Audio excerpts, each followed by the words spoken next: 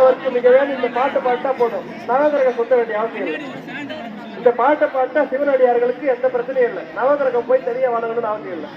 ஆனால் நவ வீரர்களை வணங்கியே ஆகணும். நவ வீரர்கள் யாருமே அந்த முருகருடைய தம்பிகள்.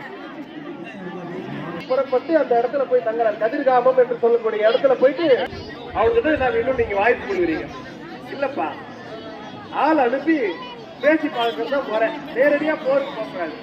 அதனால நீ போய் தூது போயிட்டு வான்னு அனுப்புறாரு. வீரபாகு தூதுக்கு முருகர் சொல்லவே புறப்பட்டு வருகிறார். நகரம் அமைச்சிருந்தான். அந்த இடத்துக்கு வீரபாகு வந்தார். வந்து அந்த இடத்தை பார்த்தாரா பாருங்க, சூரபத்மன் 1008 அண்டமும் அவன் கண்ட்ரோல் பாத்துருங்க. கூட்டம் மிஸ் பண்ணாதீங்க. அதனால தன்னோட பொருளை பத்திரமா பாத்துக்கணும். அதே மாதிரி சாமி வசம் வச்சு என்ன வழிபட்டுருங்க. எல்லா குழந்தைகளை பத்திரமா பாத்துங்க.